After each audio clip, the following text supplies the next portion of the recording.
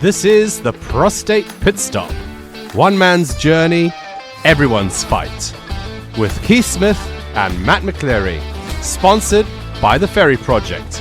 Visit our website, ferryproject.org.uk. Well, hello, and welcome to the first episode of the Prostate Pitstop. I'm Matt. And I'm Keith. And we are going to be having a conversation together about prostate cancer and more importantly, about your journey, Keith, with prostate cancer. Yeah, that's right, Matt. So, the whole idea is to give you an insight into what's inside me over the coming weeks and months, and to just share with everybody my journey and what it's like, what the actual experience is like. It's going to be interesting because I promised to be honest in all this. We'll see where that honesty takes us over the coming weeks. So parental advisory warning, episode 1, Keith's got to be honest about prostate cancer. So you never know where it might lead. That's all good. So you've got prostate cancer right now. Is that correct? Yeah, that's right. So I was diagnosed in early December of 2025. It's now January 2026. Came as quite a surprise, to be perfectly honest, because I was asymptomatic. But they diagnosed it, and it's an aggressive form of prostate cancer. So everything's been happening very quickly. And at this moment, I'm waiting for a date for a radical prostatectomy.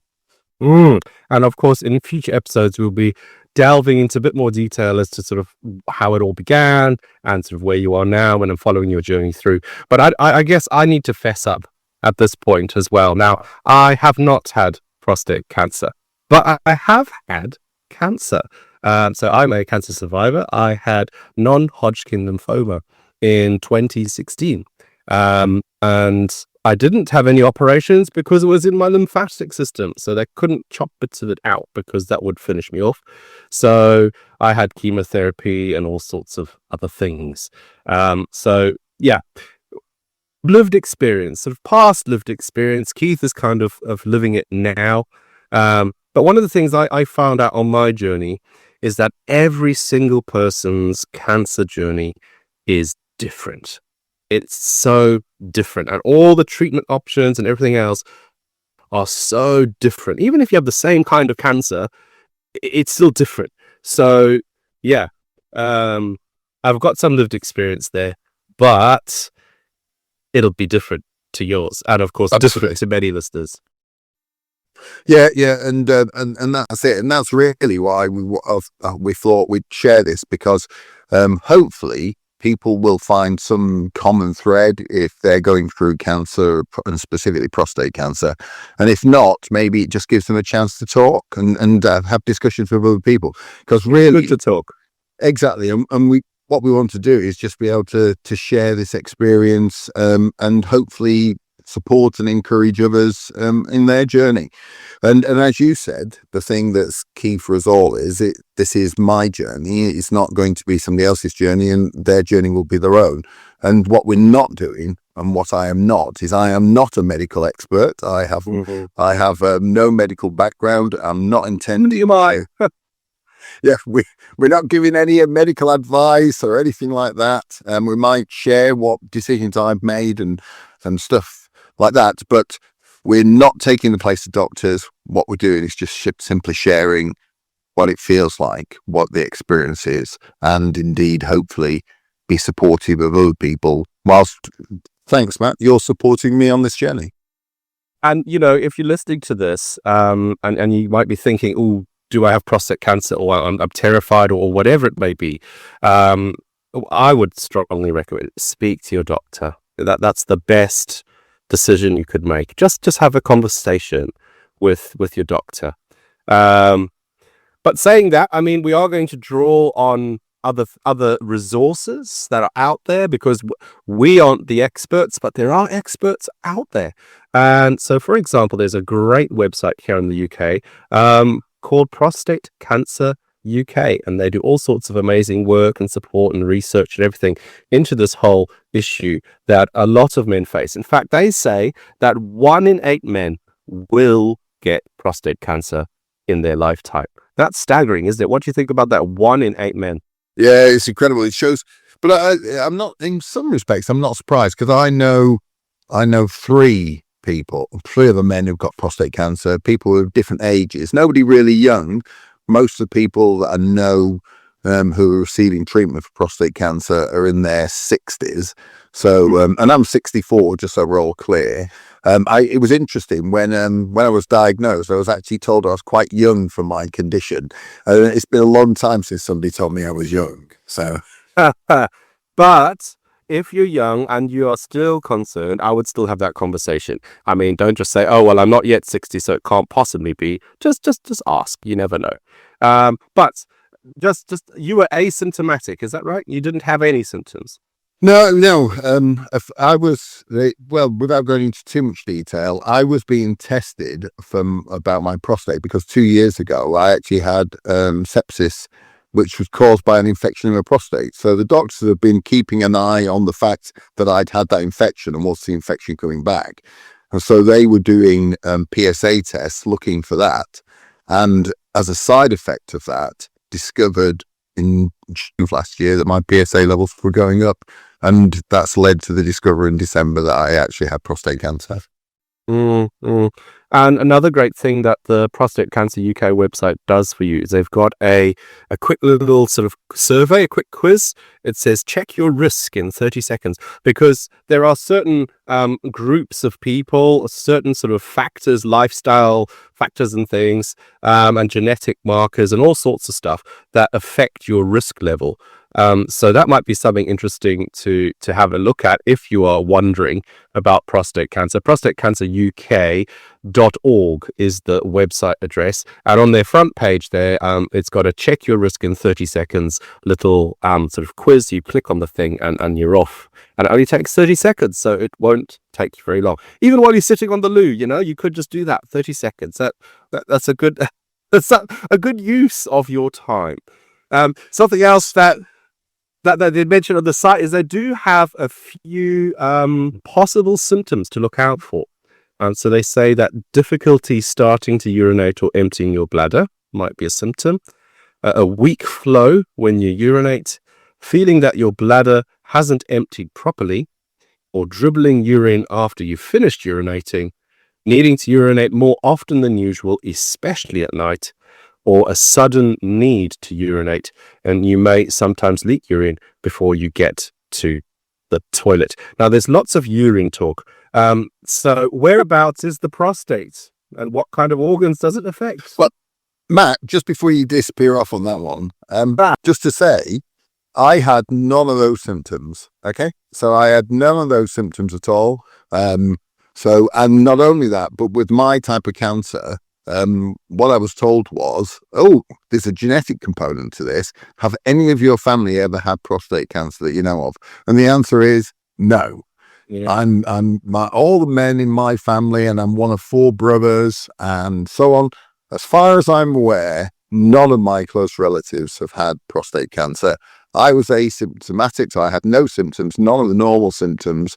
They picked this up simply because of my previous infection. So just to say, all those things are excellent, but it doesn't mean to say that you necessarily that you haven't got prostate cancer. So it's a very strange disease, and it certainly caught me on the hop. And I just think, to say to people, as you say, go and talk to your doctor if you're worried at all. Yeah. So we know what the prostate is because you've had it checked. I've had mine checked, etc. But there might be some listeners who have no idea at all what the prostate is, what it does, where it is in the body. Is it attached to the heart, or is it in the brain, or what's going on? Yeah, it's just so that everybody else knows, Matt. So I'm a scientist by training. And I used to teach science at school. I was a teacher for 15 years. So I know a little bit about it. And basically, the prostate's down in your groin. And basically, just behind your penis. So I knew where it was. I must admit, I've never had a prostate exam until I was about 40, and that was quite a surprise when it happened. So it's an interesting experience, let's say that. But yes, so yeah, and the prostate helps you to have to ejaculate, to come. It's a very important part of that, and indeed provides the chemicals that you need to make semen. So without it, you can't have kids. So it's a very important part of your body, and it certainly also is a key part to sex and having an erection and stuff like that. So it's plays an important role in you. Mm. And you just mentioned that you're a scientist by trade, but you've not been doing sciencey things for many, many years. You've been doing other things. And of course, this podcast is sponsored and hosted by the Ferry Project. So what can you tell us about the Ferry Project and your involvement in that and all of that? Okay, so the Ferry Project is a homelessness organisation based in North Cambridgeshire in a town called Wisbech. The Ferry Project, I started the Ferry Project back in 1998 with the support of a local church group called Wisbech Churches Together, and specifically one church, the King's Church in Wisbech. And they helped us to start it from scratch. There was no homelessness provision in the town. The town is a small town. Its population's about 32,000. And we're in the middle of the Fens, which is a rural part of Britain where there's lots of wheat, and it's very flat, and it's a drained area of Britain. So I started it, and I've been acting as CEO for that organisation since 1999 when it first started. And at this moment, I was in the process of retiring. So fortunately, the prostate cancer has come in that process. So I've already got a replacement in place. So this prostate cancer will not adversely affect the charity as we move forward. But yes, that's the connection with Ferry Project. And just to say, what we do know is that Ferry Project helps 300 people a year. And most of those people who come forward for a homeless charity are men. And a number of those men have issues with their prostate. So we support probably 200 men a year. If the figures are right, that means that we're looking at 24, 25 of those men a year will actually have prostate cancer sometime in their life. So it's still a relevant topic, even and especially for rural homelessness and what we're dealing with at the Ferry Project. Just to say, I work for the Ferry Project as well.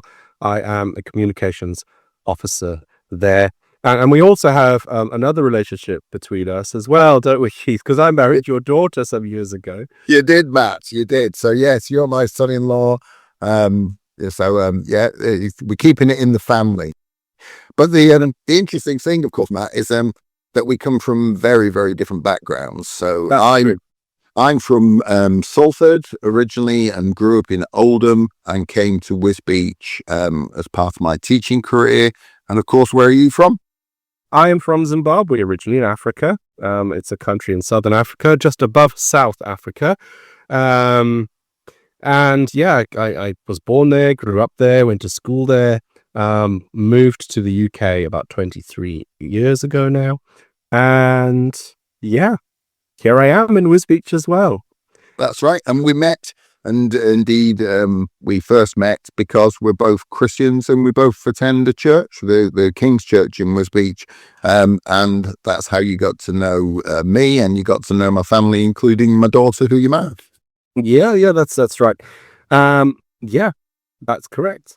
So that's who we are. I wonder, if you want to share who you are, or ask any questions or whatever, then, get in touch with Ferry Project. We have a website, ferryproject.org.uk. Of course, you can also find out more about the work we do. But if you want to get in touch with us, if you have any feedback or comments or questions that you want us to include in the show, there's email addresses on that website as well that you can get in touch with us with.